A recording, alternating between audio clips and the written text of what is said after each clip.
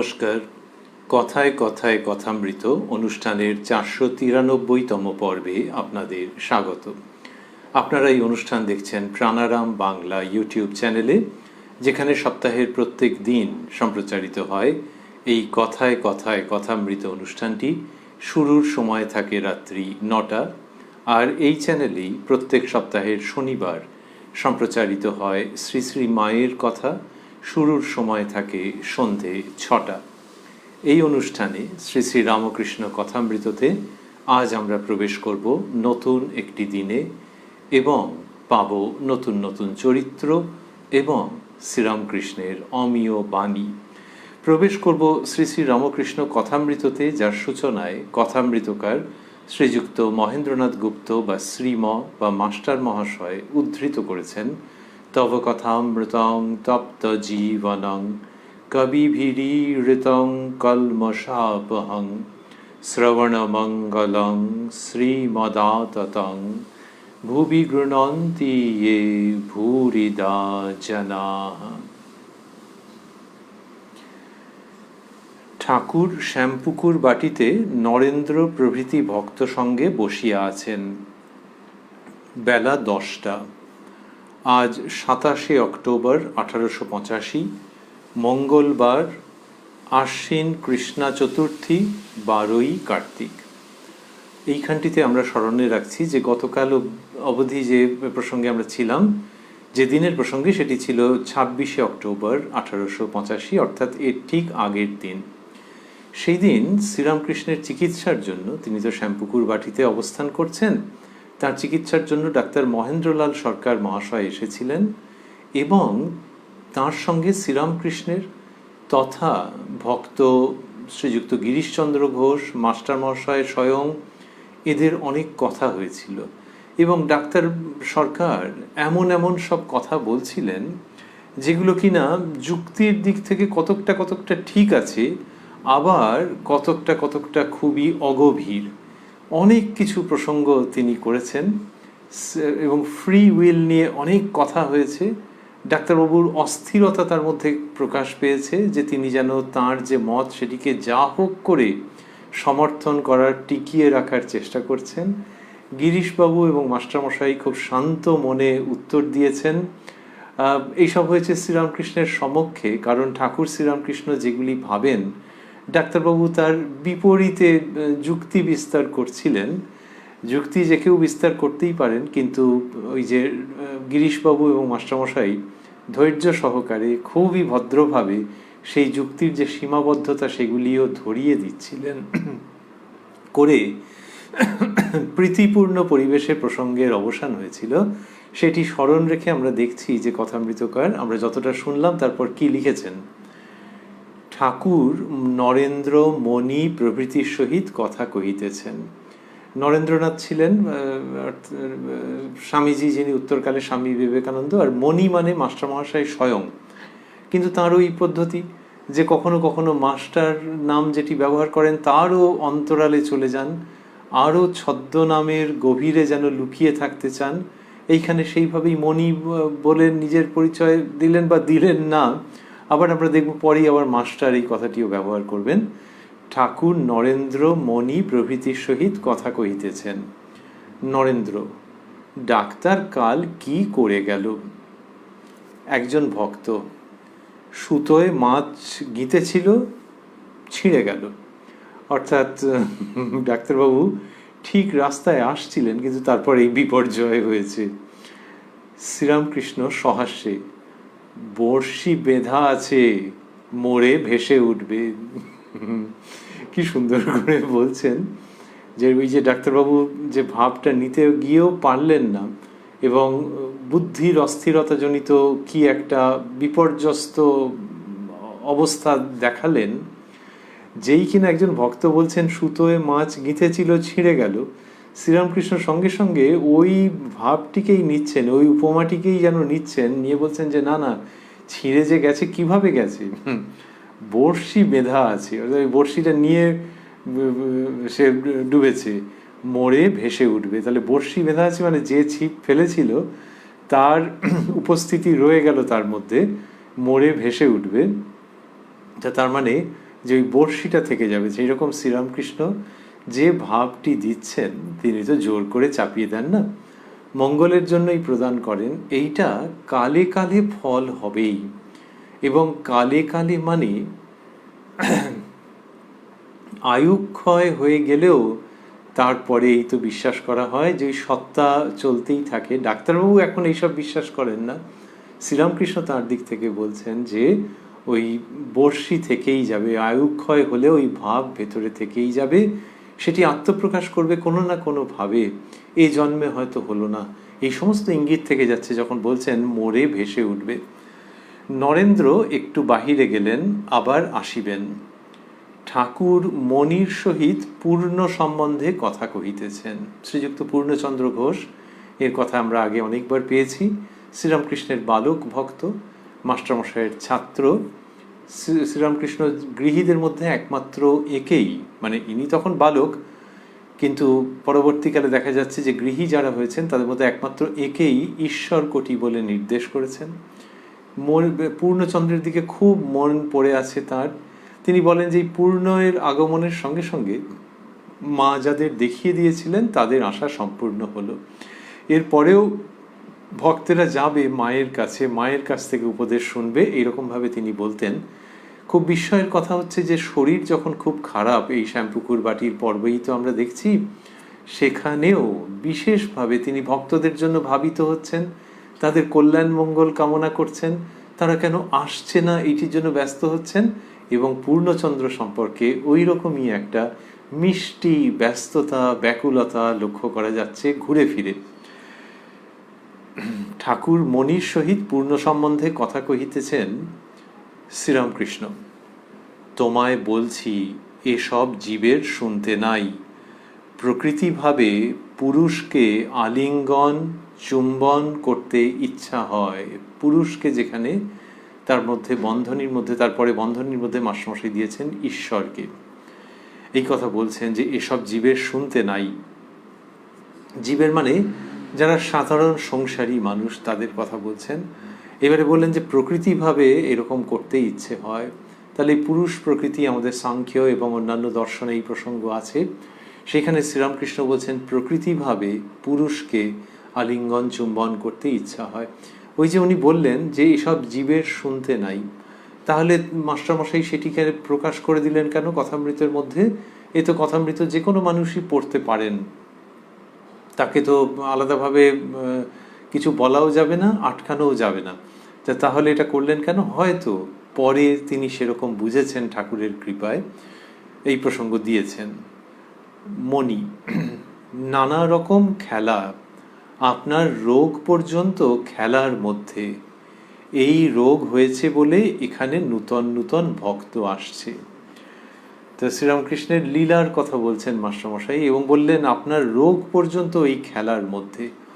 এটা একদিক থেকে দেখতে গেলে একটা এক্সট্রিম উক্তি, কারণ শ্রীরামকৃষ্ণ তো অত কষ্ট পাচ্ছেন, এমনিতে খাওয়া দাওয়া করতে পারছেন না, গলায় প্রচণ্ড অসুবিধে, ভোর রাতের দিকে প্রায়ই বাড়ে, এই সমস্ত হয়। একদিন একটুখানি ওরই মধ্যে সুস্থ ছিলেন, ওই 26শে অক্টোবর, কিন্তু তা না হলে তো অন্যরকম খুবই কষ্ট আছে এমনিতে দেখতে গেলে, বোঝাই যায়। তাহলে খেলার মধ্যে বলছেন, ওই মাস্টারমশাই তো দেখছেন যে শ্রীরামকৃষ্ণ কি অমীয়ভাবে তিনি অবস্থান করেন, এবং তখন মনেই হয় না যে শরীরের মধ্যে কোনো কষ্ট আছে। সেই জন্য এটা বোধ হয়েছে, অনুমান করেছেন, যেটা প্রায় বোধের কাছাকাছি, যে এর এটা খেলার মধ্যে, ওই লীলা, সেই লীলার জায়গাতেই উনি খেলা কথাটি বলছেন। নানা রকম খেলা, আপনার রোগ পর্যন্ত খেলার মধ্যে। এই যে নানা রকম খেলা, এটা কে খেলছেন? দুটো অর্থ আছে। একটা হচ্ছে যে শ্রীরামকৃষ্ণই করছেন এটি, তাঁরই মধ্যে ভগবান। আরেকটি হচ্ছে তাঁরই মধ্যে ভগবতী। এবং শ্রীরামকৃষ্ণ যেরকম বলছেন যে মা যেমন বলান তেমনি বলি, যেমন করান তেমনি করি। তো এটি সেই মায়েরই খেলা, অন্যভাবে বলতে গেলে মা আর ছেলের অপূর্ব দিব্য লীলা। তো মাস্টারমশাইয়ের উক্তির মধ্যে দুরকমই থেকে যাচ্ছে, নানা রকম খেলা, আপনার রোগ পর্যন্ত এই খেলার মধ্যে। এই যে লীলা, এটা এরকম হচ্ছে, তার মধ্যে এই সব দেখতে পাওয়া যাচ্ছে। তাহলে উদ্দেশ্যটা কি? উদ্দেশ্য একাধিক থাকতে পারে।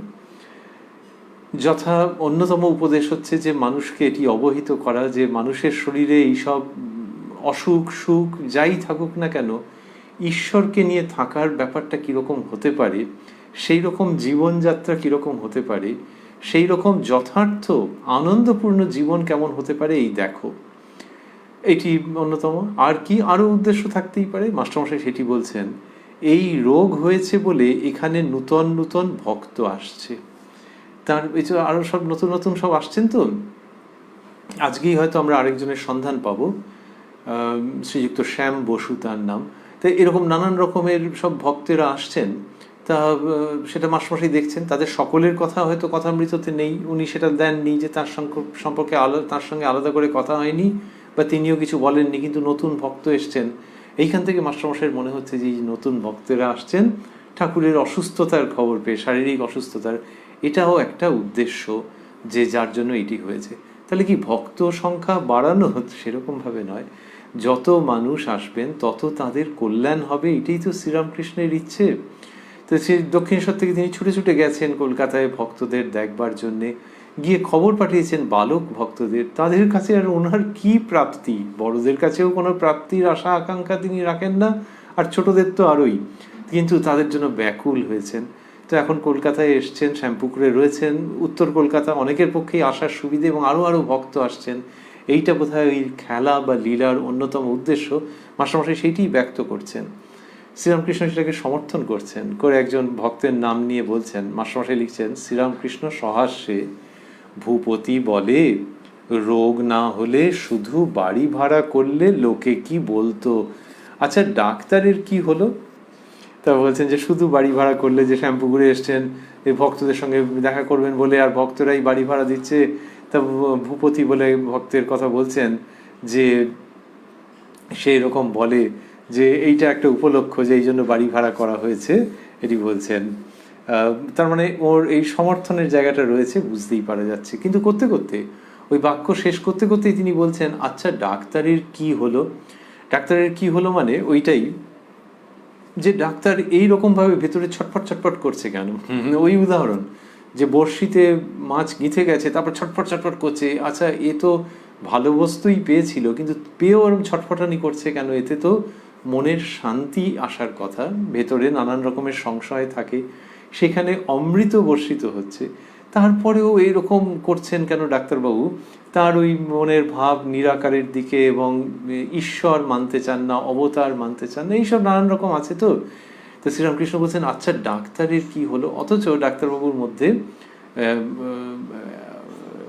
অধিকারীর ভাব আছে, তার অন্তঃকরণে সেই গুণ আছে, সম্ভাবনা আছে, এবং পারমার্থিক অস্তিত্বে বিশ্বাস আছে, সেই দিক দিয়ে আস্তিক্য বুদ্ধি আছে। So after all what happen to হিম?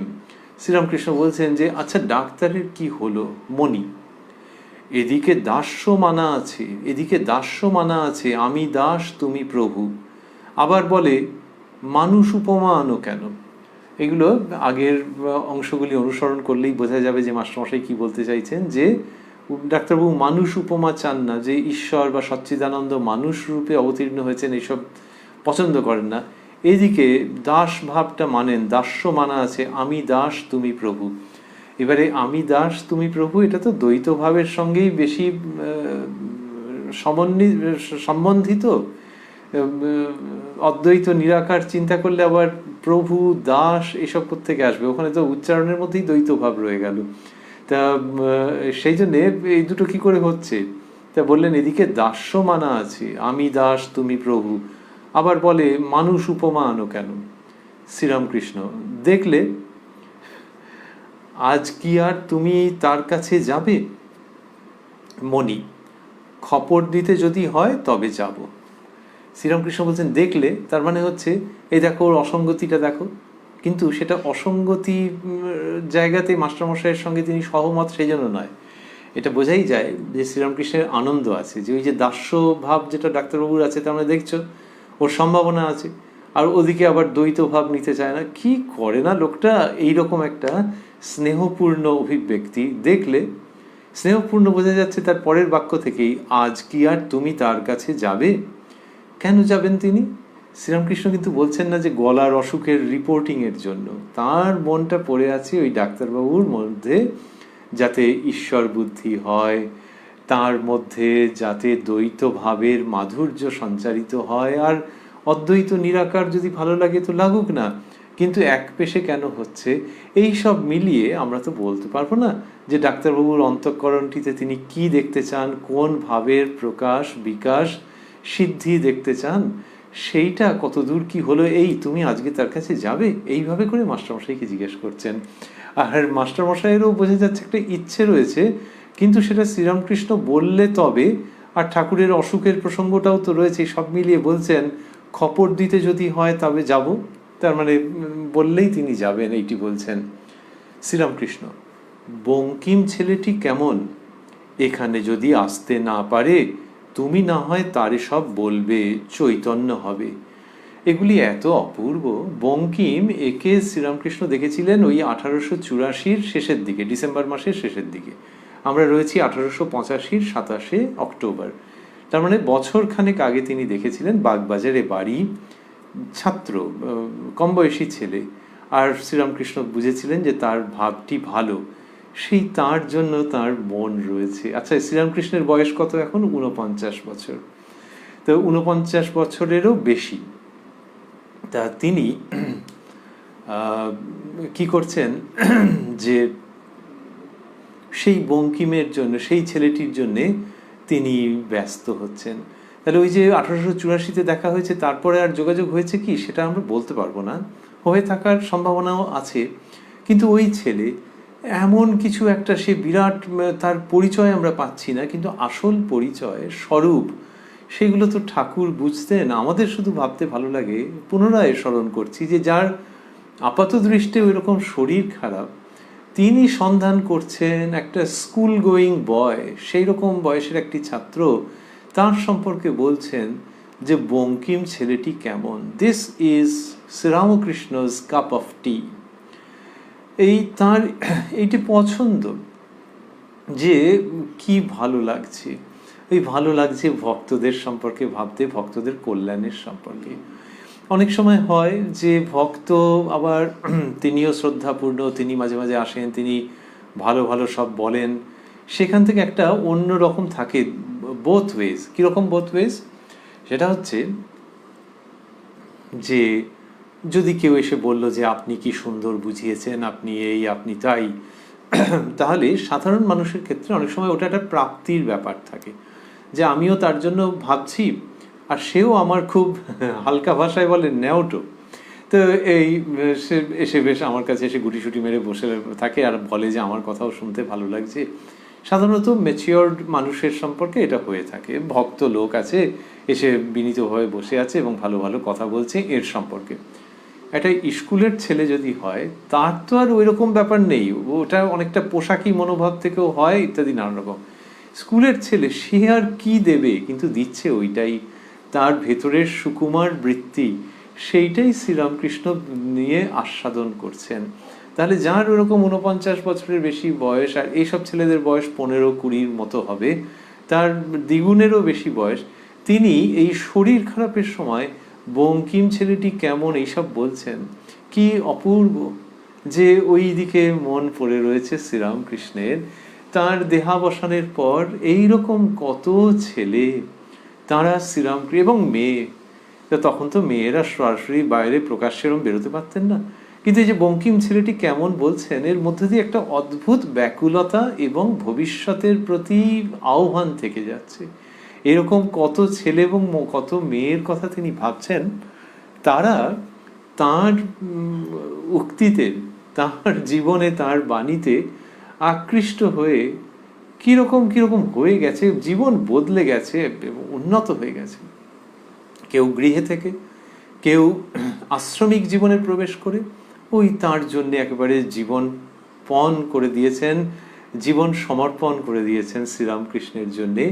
এইটা হচ্ছে ভারী অসাধারণ। শ্রীরামকৃষ্ণের ত্যাগী সন্তানেরা অনেক সময় পরবর্তীকালে ভক্তদের, যারা কিনা খুব অগ্রসর, তাদেরকে বলতেন যে আরে তোরা আমাদের থেকে উঁচুতে, আমরা তবু তাকে দেখেছি, তার ভালোবাসা পেয়ে এই পথে এসেছি, তোরা দেখিস নি তাও এইদিকে এসেছিস, এরকমভাবে একটু মজা করে কিন্তু গভীর কথা বলতেন একটা সুন্দর ভাবের থেকে। তো ওই বোঝা যায় যে ঠাকুরের সন্তানদের এই উক্তির সূত্র ধরে যে এরাও যে আসছেন, তাহলে কি করে আসছেন? তাহলে আসছেন ওই ঠাকুরের ওই ব্যাকুলতা, ওই চিন্তা, ওই ব্যস্ততা, যে এই ছেলেটার কিরম হলো, এই মেয়েটার কিরম হলো, যাদের ভেতরে শুদ্ধ সত্য ভাব আছে তাদের জন্য এই ব্যস্ততাটা অপরিবর্তিত থেকে গেছে, অথবা বড়রা যেরকম বলেন যে সূক্ষ্ম শরীরে আরো তীব্র, আরো প্রবল হয়েছে। লোকে যখন খায় কিছু, তখন লোকে বলে এই ওনার জন্য এইটা, উনি কি পছন্দ করেন, ঝাল পছন্দ করেন না ঠান্ডা ঠান্ডা কিছু, ঝাল পছন্দ না মিষ্টি কিছু, গরম গরম কিছু দিতে হয় না একটু ঠান্ডা জিনিস পছন্দ করেন। এক একজন এক এক রকম টেস্ট, যে কোনটা খেতে ভালোবাসেন বলতো, একটুখানি খবর নাও তো উনি কোনটা খেতে ভালোবাসেন, আজকে উনি আসবেন। এই কোনটা খাওয়া, গ্রহণ করা, আস্বাদন করা। শ্রীরামকৃষ্ণ যেটা আস্বাদন করতে ভালোবাসেন সেটা হচ্ছে ভক্তি, ভক্ত। এই প্রসঙ্গের মধ্যে ভক্তের সঙ্গ, ভক্তির প্রসঙ্গ, নিজের জীবনে ভক্তির কথা তিনি একটু বললেন, ভক্তের মধ্যে কিরম ভাব হয়েছে সেটা শুনলেন। এই সবগুলোই হচ্ছে ওই যে আমরা বলছিলাম হিজ কাপ অফ টি, ওর আস্বাদনের বস্তু।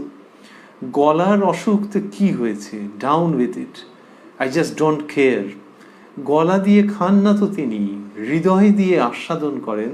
এবং সেইখানেই তার হচ্ছে এই সব ছেলেদের জন্য এবং উত্তরকালের মেয়েদের জন্যে, সেকালেও তাই, এই শুদ্ধ সত্য যারা, তাদের জন্য তার ভেতরের এই চিন্তা, বঙ্কিম ছেলেটি কেমন, এটা বললেন 27 অক্টোবর 1885। উনি চাইছেন যে এই ছেলেরা তার কাছে আসুক, ওই প্রসঙ্গ হোক, তিনি একটু কিছু বলে দেবেন যাতে তাদের উন্নতি হয়। কিন্তু আর নরলীলার বেশি দিন নেই, নরলীলার সাঙ্গ করবেন তিনি। এটা তো অক্টোবর, আর ওটা অগাস্ট মাসের কথা, তাহলে 12 মাসেরও কম সময় আছে। তাহলে এর পরে এইসব ছেলেদের কি হবে? আচ্ছা, এই যাকে বলছেন মণি, মানে মাস্টারমশাই, এও তো অনেক কিছু জানে, ঠাকুরের কাছে তো আসছেন তিনি, তো ঠাকুর তাকে এন্ট্রাস্ট করছেন, সেই ভঙ্গি রয়েছে তো এখানে পুরোপুরি।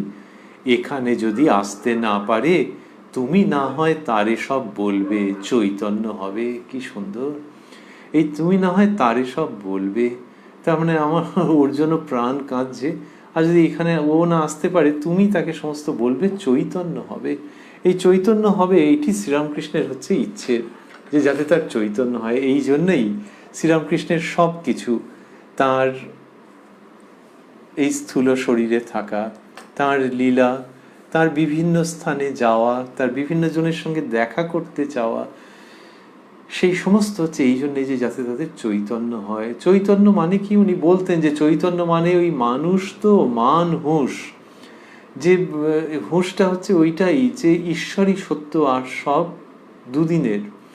এই হুঁশ হওয়া, সেইটাই হচ্ছে চৈতন্য। এই হুঁশকেই তিনি চৈতন্য বলছেন। এবং যার মান আছে, হুঁশ হয়েছে যে জগৎ অনিত্য, সেই মান হুঁশ। এই চৈতন্য অক্টোবরের শেষের দিকে, এখান থেকে আর 2 মাস কয়েকটা দিন এগিয়ে গেলেই জানুয়ারির 1 তারিখ 1886, যেদিনকে বললেন যে আশীর্বাদ করি তোমাদের চৈতন্য হোক, তা সেই শ্রীরামকৃষ্ণ সেইটি দেন। এই চৈতন্য মানে কি, যে জ্ঞানের দিক দিয়ে না ভক্তির দিক দিয়ে, ওরমভাবে ঠিক বলতে নেই। শ্রীরামকৃষ্ণ যা বলেন সেটা হচ্ছে যার যেরকম ভাব সেইটার উদ্বোধন যেন হয়, সেটার পূর্ণ বিকাশ যেন হয়, নিজের অন্তরতম সত্তার সঙ্গে মানুষ যেন ফেস টু ফেস হয়ে যায়, সেই অন্তরতম সত্তার সন্ধান যেন পায়, এইটি চৈতন্য হওয়া। কারো কেউ যদি ভক্তি পথে থাকে, ভক্তি যদি কারো ভালো লাগে, কারো যদি জ্ঞান পথে থাকতে ভালো লাগে, তাহলেও ওর ভেতরে যে ভাবটি আছে, ভক্তির দিকে যদি প্রবণতা থাকে, জ্ঞানের দিকে যদি প্রবণতা থাকে, যে ভাবটি নিষ্কাম কর্মের দিকে যদি প্রবণতা থাকে, যে ভাবটি আছে, সেই ভাবটির পূর্ণ রূপের সঙ্গে কি ওর দেখা সাক্ষাৎ, মোলাকাত, আলাপ হয়েছে, হওয়াটাই তার কাছে চৈতন্য। যে বিভিন্ন মার্গ আছে তো, তোমার প্রকৃতি অনুযায়ী যথাযথ মার্গে অগ্রসর হয়ে যখন সেই লক্ষ্যে উপনীত হবে এবং দেখবে বিস্ময়ের সঙ্গে যে ভেতরেই ছিল এই সমস্ত, তখনই হচ্ছে তোমার চৈতন্য হচ্ছে। মাস্টারমশাইকে বলছেন যে তুমি না হয় তারে বলবে, চৈতন্য হবে। নরেন্দ্র আসিয়া কাছে বসিলেন। নরেন্দ্রের পিতার পরলোক প্রাপ্তি হওয়াতে বড়ই ব্যতিব্যস্ত হইয়াছেন। মা ও ভাই এরা আছেন, তাহাদের ভরণ পোষণ করিতে হইবে। নরেন্দ্র আইন পরীক্ষার জন্য প্রস্তুত হইতেছেন। মধ্যে বিদ্যাসাগরের বউবাজারের স্কুলে কয়েক মাস শিক্ষকতা করিয়াছিলেন। বাটির একটা ব্যবস্থা করিয়া দিয়া নিশ্চিন্ত হইবেন, এই চেষ্টা কেবল করিতেছেন। ঠাকুর সমস্তই অবগত আছেন, নরেন্দ্রকে এক দৃষ্টে সস্নেহে দেখিতেছেন। এই যে বাড়ির ব্যবস্থা করে দেওয়ার জন্য নরেন্দ্র ব্যস্ত হয়েছেন, এইটা শ্রীরামকৃষ্ণ তাকে দেখছেন, তিনি জানেন এই ব্যাপারটা। জানেন মানে তিনি শুধু যেন দেখে যাচ্ছেন। এটা কি দেখে যাচ্ছেন, এর মধ্যে আলাদা করে আর কি ভাববার আছে? ভাববার এইটাই যে তিনি জানেন যে নরেন্দ্রনাথের ঘর অন্য রকম, অখণ্ড সচ্চিদানন্দের ঘর। তার সেই দর্শন হয়েছিল নরেন্দ্রনাথ সম্পর্কে যে সেই সপ্তর্ষি মণ্ডলের শ্রেষ্ঠ ঋষি, তিনিই অবতীর্ণ হয়েছেন। শ্রীরামকৃষ্ণ বলছেন যে নরেন্দ্র হোমা পাখির দলের মধ্যে। তো এই যারা এই জগৎ ব্যাপারে লিপ্ত হয় না, তাহলে আচ্ছা দেখো সেরমভাবেই দেখছেন তিনি। আচ্ছা দেখো, এই ছেলেটা এখন বাড়ির এই অবস্থা, সেই জন্য খুব ওই দিকটাতে ব্যস্ত হয়েছে, মনটা কি ওই দিকে থাকবে না? এই যে একটা কৌতূহলী, মনোযোগপূর্ণ, গভীর অর্থবহ মনিটরিং, যে আচ্ছা দেখি কি হয়, এইটা শ্রীরামকৃষ্ণের নরেন্দ্রনাথের প্রতি। আর সেখানে মাঝে মাঝে একটা কথা বলছেন, তার থেকে বোঝা যাচ্ছে যে তিনি ভেতরে ভেতরে জানেন যে পরিণতিটা কি হবে। এবং এই যে এখন নরেন্দ্রনাথের জীবনের মধ্যে যে কতগুলো ঢেউ রয়েছে, রিপলস রয়েছে, কতগুলো স্পন্দন, এইগুলো সাবসাইড করে যাবে, গিয়ে সেই প্রশান্তির জায়গাতে নরেন্দ্র পুনরায় উপনীত হবেন। এই সমস্ত শ্রীরামকৃষ্ণের কথার মধ্যে থেকে বোঝা যায়। মাস্টারমশাই লিখলেন, ঠাকুর সমস্তই অবগত আছেন, নরেন্দ্রকে একদৃষ্টে সস্নেহে দেখিতেছেন। শ্রীরামকৃষ্ণ মাস্টারকে, এইখানে মাস্টার নামটি চলে এলো। এই এতক্ষণ মনি চলছিল, এইখানে এসে দুম করে মাস্টার হয়ে গেল। তাহলে একই দৃশ্যের মধ্যে মনি থেকে মাস্টার যে কোনো কারোরই মনে হতে পারে, যারা কিনা ওইটা জানেন না। জানাজানি হয়ে গেলে একরকম, কিন্তু যতক্ষণ জানেন না তখন মনে হতেই পারে মনি একজন, মাস্টার আরেকজন। ছেড়ে দাও, ঠাকুরের কথা শুনি, ওই যে তার প্রতি যাতে নজর না পড়ে সেই জন্য। এমনকি যখন বলা হচ্ছে যে মনি মানেই মাস্টার মহাশয়, তার মানেই যে কথামৃতের মধ্যে মাস্টার মহাশয় কত জায়গায় আছেন সেটা বলা হয়ে গেল, তা মোটেও নয়। গবেষণা করলে দেখা যাচ্ছে, গবেষণা মানে একটু সতর্কভাবে অনুসন্ধান করলেই দেখা যায় যে একজন ভক্ত বলে যা বলছেন সেখানে তার নিজের কথাই রয়েছে। তাই এই কত রকমভাবে আত্মগোপন তিনি করেছেন।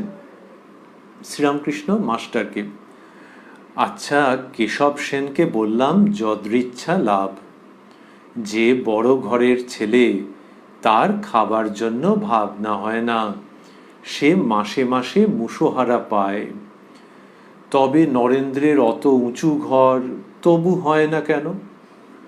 ভগবানে মন সব সমর্পণ করলে তিনি তো সব জোগাড় করে দিবেন।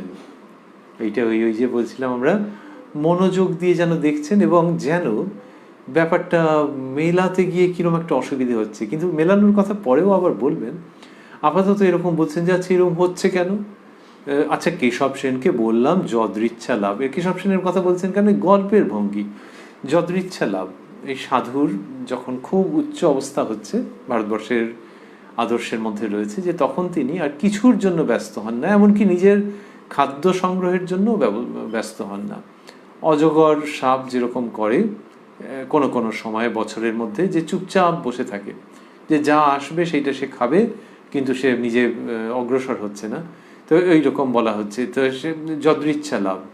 তাই এটি কেশব সেনকে তিনি বলেছেন। এটা কার খুব উচ্চ অবস্থা যার, তার বললেন যে বড় ঘরের ছেলে তার খাবার জন্য ভাবনা হয় না, সে মাসে মাসে মুসোহারা পায়। তো এমনিতে দেখতে গেলে যে বাবা এর স্টাইপেন্ড আছে, বড় ঘরের ছেলে স্টাইপেন্ড পায়। তো এখানে হচ্ছে যে আধ্যাত্মিক দিক থেকে যার ঘর, যার উৎপত্তি স্থল বিরাট বড় জায়গায়, তো সে জাগতিকভাবে কখনো অসুবিধেয় পড়ে না।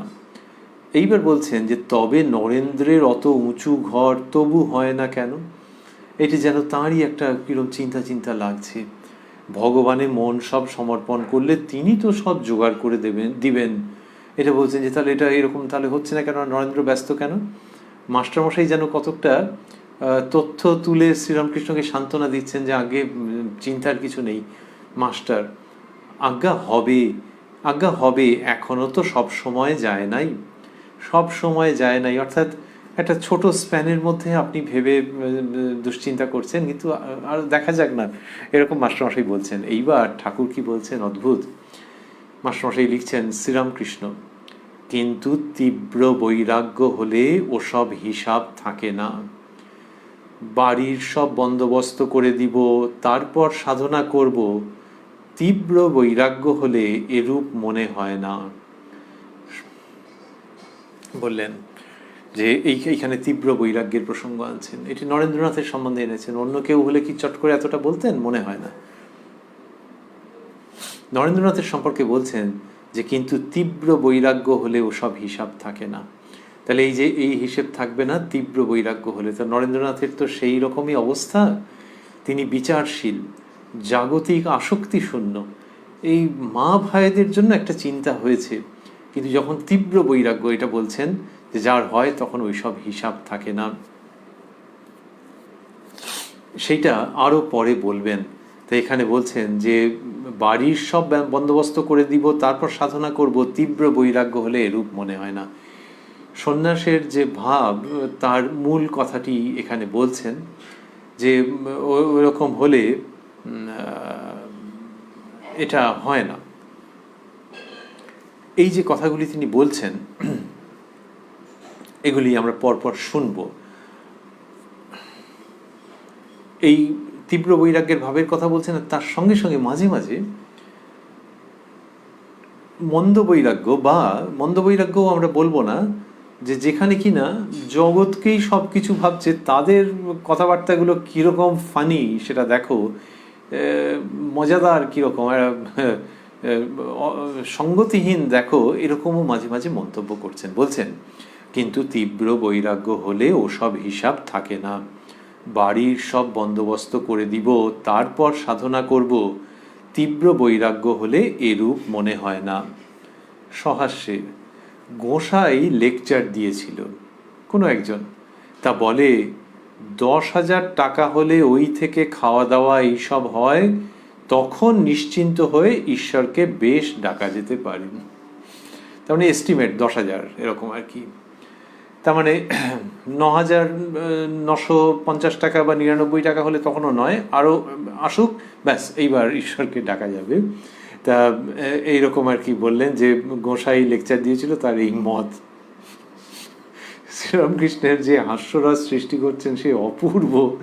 কি করে এরকমভাবে বলে যাচ্ছেন ভাবা যায় না, যে একটা ফান্ড যথেষ্ট তৈরি হয়ে গেলে তারপর ঈশ্বরকে ডাকা যাবে। এখন এমনিতে মনে হতে পারে যে হ্যাঁ, জাগতিক চিন্তা যার আছে সে কী করবে, কিন্তু 10,000 হলে তারপর এটা একটু কিরম কিরম হলো না?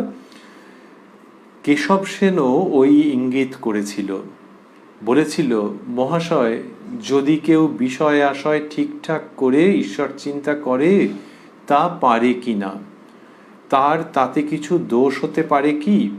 আমি বললাম, তীব্র বৈরাগ্য হলে সংসার পাতকুয়া, আত্মীয় কালসাপের মতো বোধ হয়।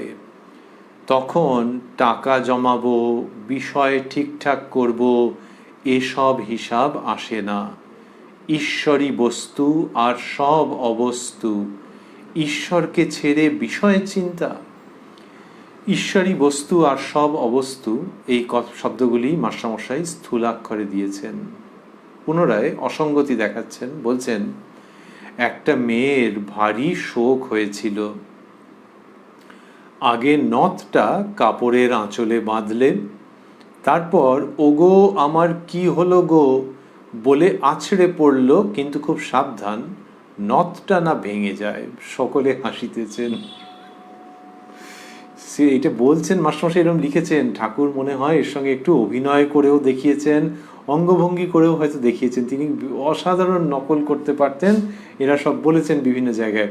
তো এইটি বললেন, বলতে সকলে হাসতে আরম্ভ করলেন। ওই যে দেখছিলাম আমরা বৈরাগ্যের প্রসঙ্গ যে বলছেন, এবং সেখানে বললেন তীব্র বৈরাগ্য হলে সংসার পাতকুয়া, আত্মীয় কালসাপের মতো বোধ হয়। এটা হচ্ছে যে ওই লক্ষণ যার মধ্যে ওটা এসেছে, তিনি আর এই সংসারে থাকতে পারবেন না। তাহলে ওই যে বলা হচ্ছে যে সংসারে থেকেও হয়, শ্রীরামকৃষ্ণ যে বললেন, কতবার বলেছেন যে সংসারে থেকে অবশ্য হয়। অন্যত্র বলেছেন যে জনক রাজা মহাতেজা, তার বা কিসে ছিল ত্রুটি, সে এদিক ওদিক দুদিক রেখে খেয়েছিল দুধের বাটি, এরকম ছড়া পদ্যের ভঙ্গিতে বলেছেন যে সংসারে থেকেও হয়। তাহলে এখানে আবার সংসার পাতকুয়া, আত্মীয় কালসাপের মতো। সংসার পাতকুয়া মানে কি? পাতকুয়া মানে হচ্ছে যে কুয়ো যেটাকে বলা হয়, সে কুয়োটা অনেক সময় হয়তো যে গ্রাউন্ড লেভেলের কাছাকাছি, তাহলে তার আশেপাশ দিয়ে যাওয়া তো মুশকিল, কখন ওইখানে পা পড়ে যাবে, হারিস সর্বনাশ। তাহলে পাতকুয়ো থাকা মানেই হচ্ছে যে উড়িয়া বাপরে, প্রতি মুহূর্তে ওইটার সম্পর্কে সাবধান থাকতে হবে। এক মারণ কল করেছে দেখছি, এইখানটাতে কুয়ো খুঁড়েছে। সংসারকে সেই রকম মনে হবে যে কোনো মুহূর্তে সম্ভাবনার অপমৃত্যু, আত্মীয় কালসাপের মতো। তার মানে কি, যে আত্মীয়রা এই সংসার বন্ধনের মধ্যে আবারও বেঁধে দিতে পারে, তাহলে তাদের কালসাপের মতো মনে হচ্ছে। তাহলে এইটা কি, এটার সঙ্গে সংসার, তাহলে শ্রীরামকৃষ্ণ শেষে কি বলছেন? যিনি গৃহে আছেন তার কাছে শ্রীরামকৃষ্ণ যে বাণী প্রদান করছেন তার জন্য, সেখানে তিনি দেখাচ্ছেন যে গৃহী জীবনের মধ্যে থেকে ঈশ্বর কিভাবে লব্ধ হতে পারেন। যিনি গৃহে আছেন এবং যার মধ্যে গৃহত্যাগ করবার প্রবণতা তৈরি হয়নি, তার জন্য কি বন্দোবস্ত, সেইটা শ্রীরামকৃষ্ণ বলছেন। আর যার মধ্যে সন্ন্যাসের প্রবণতা হয়েছে তার কথাও বলেছেন। অনেকে আছেন যে যাদের গরমের জায়গাতে বেশ স্যুট করে, ভালো থাকেন দিব্যি, আর একটুখানি শীতকাল এলেই বলেন উফ আবার এই শীতকালটা এসে পড়ল। আবার কেউ কেউ ঠান্ডা জায়গা খুব পছন্দ করেন, শীতকাল আসা মানে তিনি বলেন এই সময়টা আরামে থাকা যাবে, বুঝলেন।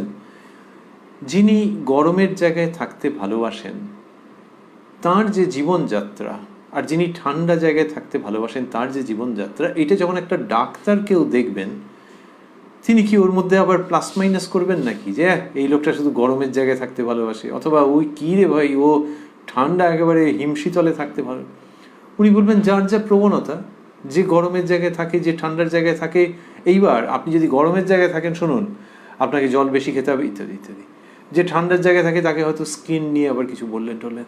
তাহলে এই প্রত্যেকে যাতে ভালো থাকে তার জন্য যে যা, এবং দেখা গেল এর জন্য এক সেট উপদেশ, ওর জন্য আরেক সেট উপদেশ, স্থান ভেদে উপদেশের তফাৎ হয়ে যাবে, আবার কাল ভেদে হবে। এখনকার দিনে একটি উচ্চ মাধ্যমিকের ছাত্র বা ছাত্রী, তাকে যা বলা হবে জীবন সম্পর্কে, আজ থেকে 50 বছর আগে কি তাই বলা হতো না? বলার মধ্যে তফাৎ হয়ে যাবে। তাহলে যার যেরকমের প্রকৃতি সেরকমভাবে তাকে বলা হচ্ছে, কে কোথায় অবস্থিত সেরকমভাবে এ তো লৌকিক জীবনে রয়েছে। শ্রীরামকৃষ্ণ ঠিক সেই রকম, যার কিনা সংসারে থাকার প্রবণতা, সেইখানে সে পছন্দ করে, তাকে তার মতো, আর যে সংসারে থাকবে না তাকে তার মতো বলছেন।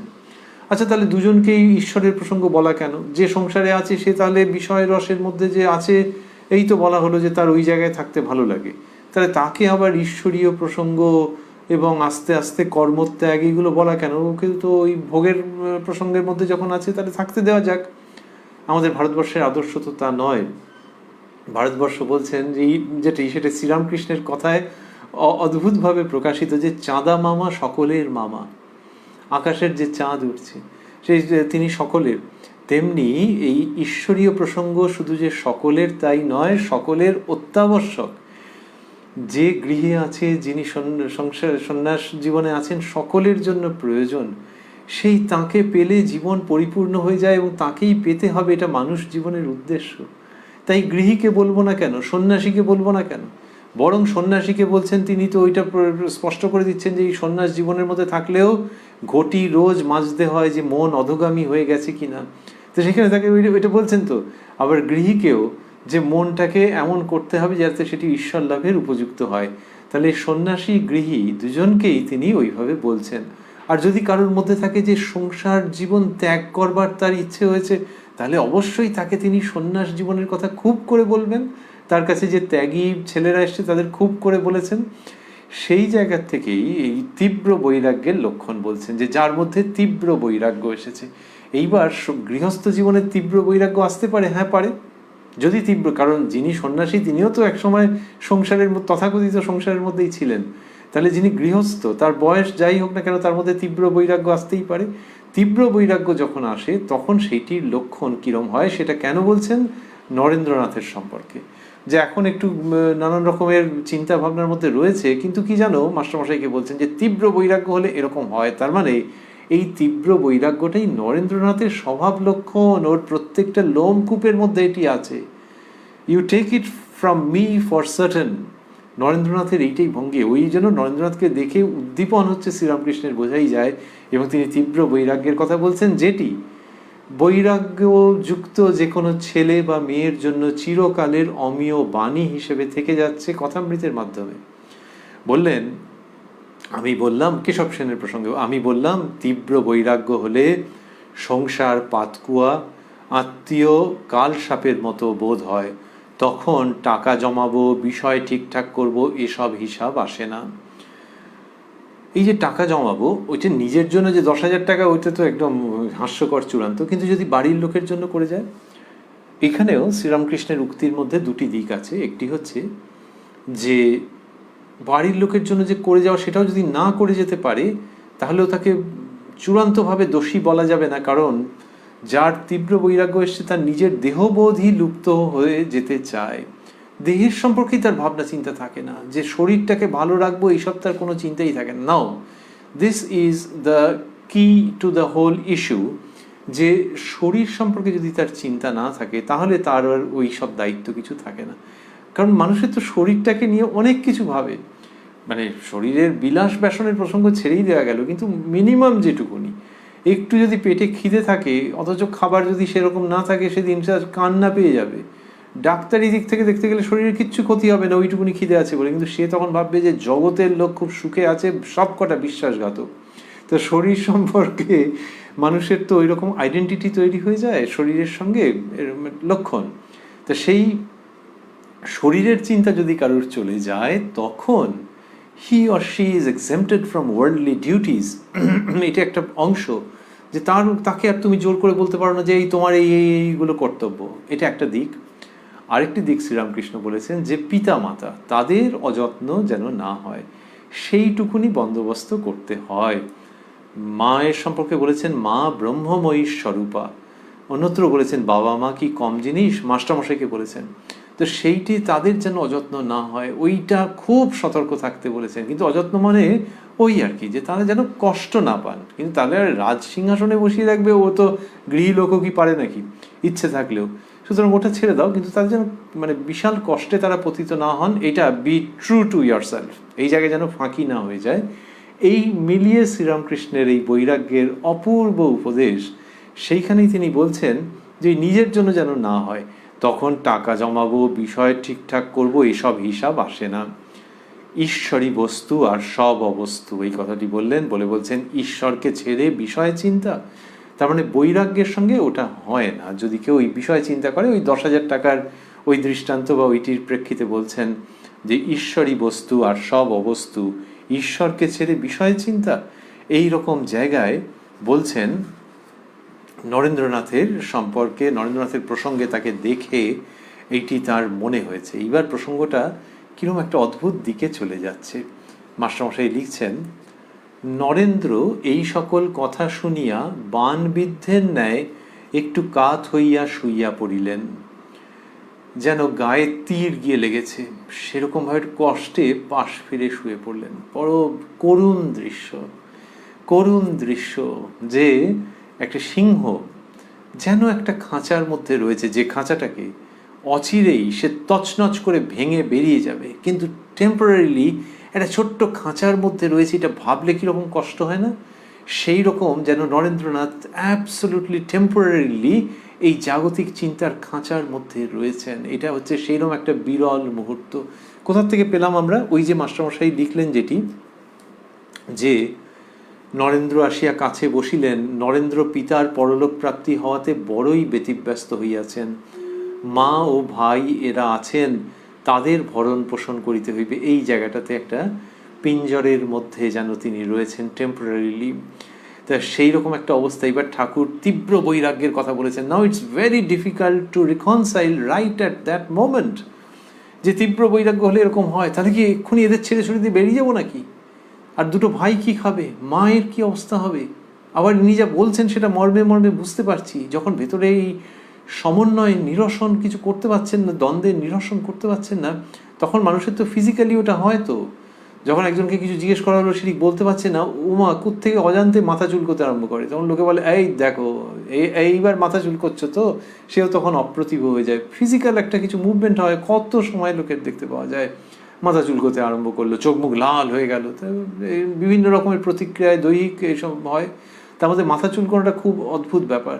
এইখানে নরেন্দ্রনাথ ওরকম একটু কাত হয়ে শুয়ে পড়লেন। তাহলে কাত হয়ে শুলে কি আরাম হবে নাকি? কিন্তু ওরকম একটা ফিজিক্যাল জেস্টার, তার থেকে বোঝা যায় যে কথাগুলো মানে মেলাতে পারছেন না, একটা অসুবিধা হচ্ছে। এবং মাস্টারমশাই লিখলেন বানবিদ্ধের ন্যায়, হুইচ ইজ ট্রিমেন্ডাস।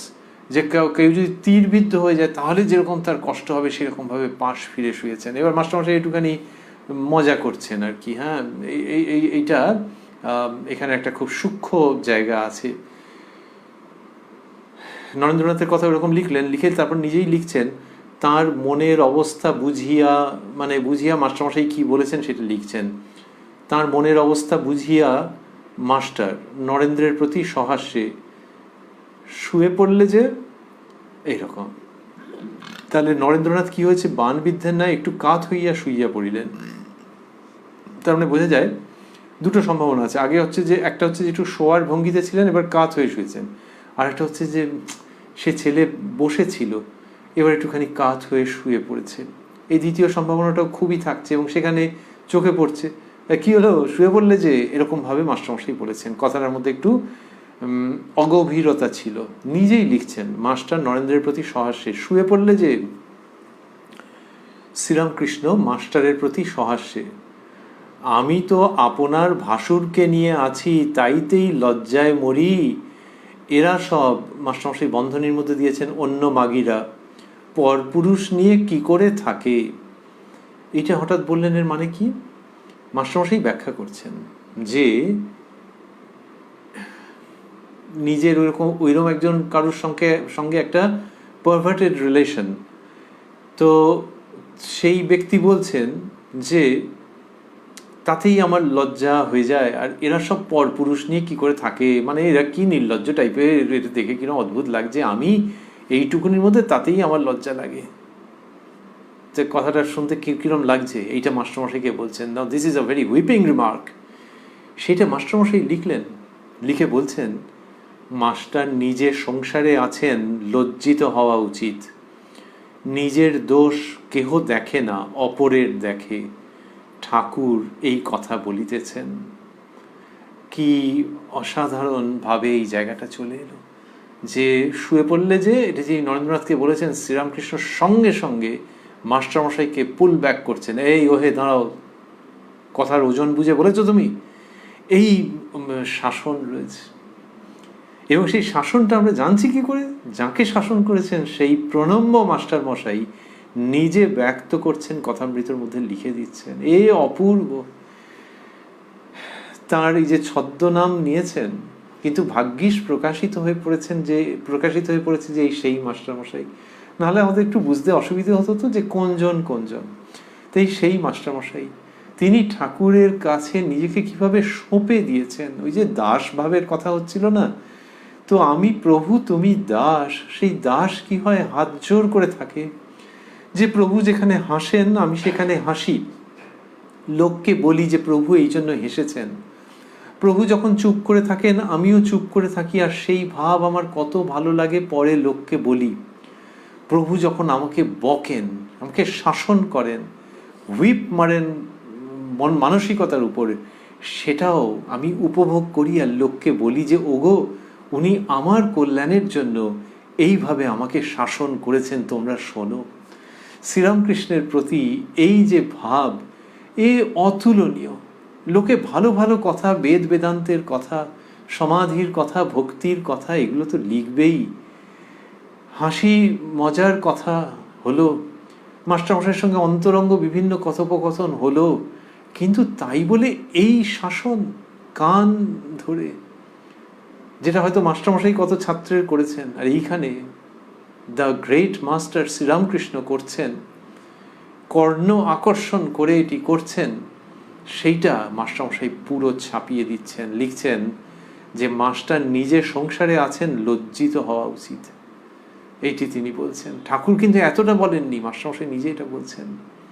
নিজের দোষ কেহ দেখে না, অপরের দেখে, ঠাকুর এই কথা বলিতেছেন।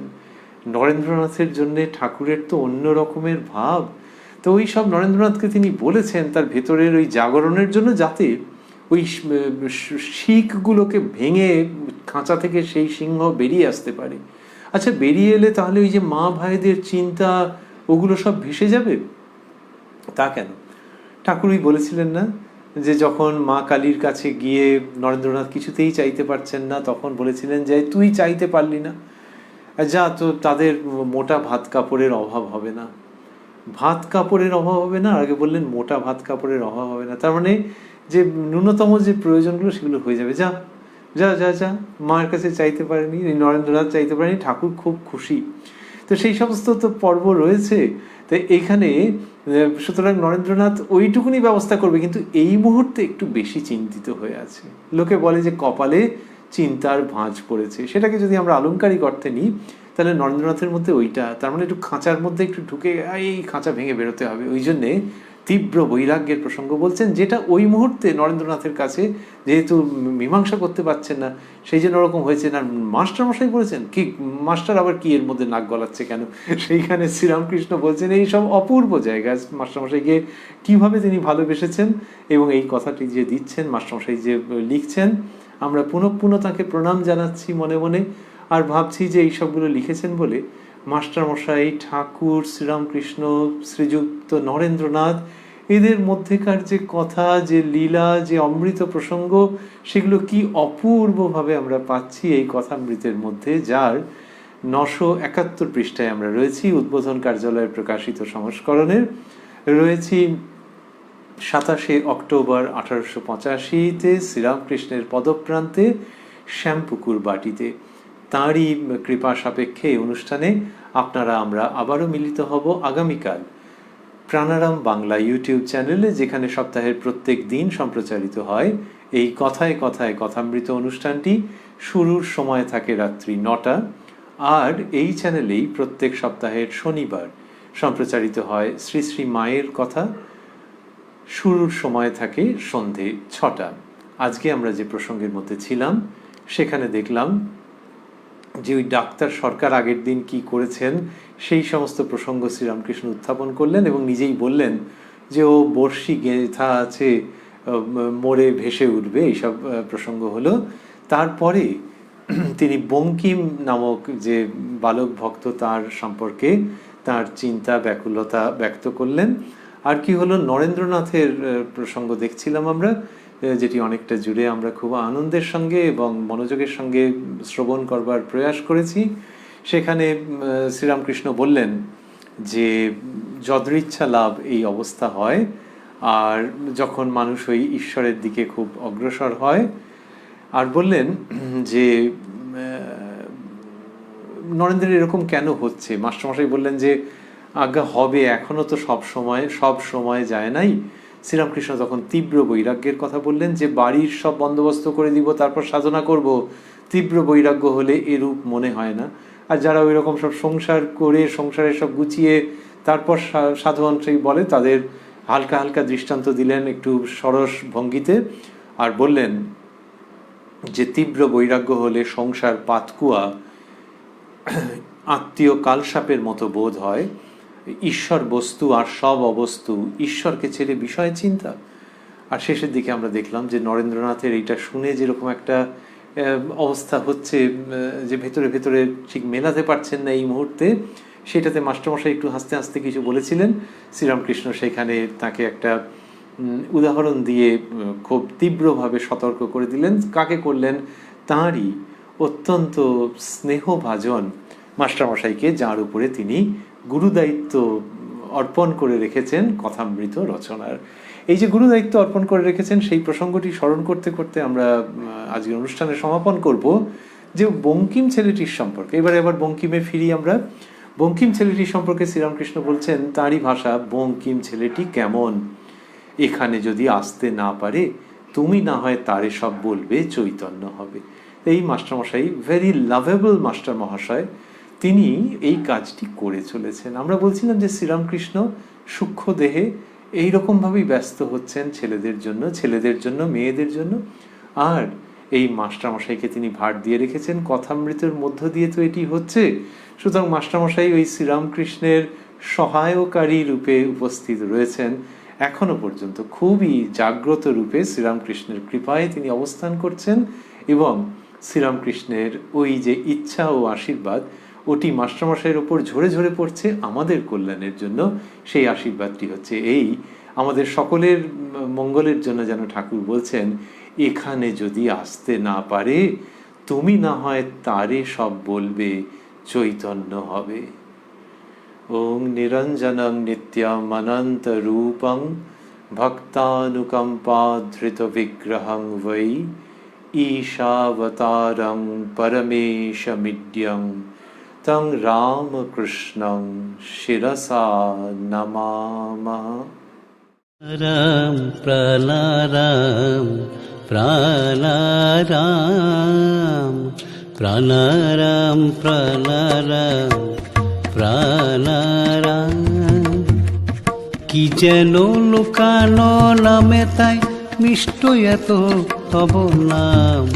প্রাণারাম প্রাণারাম প্রাণারাম প্রাণারাম প্রাণারাম প্রাণারাম।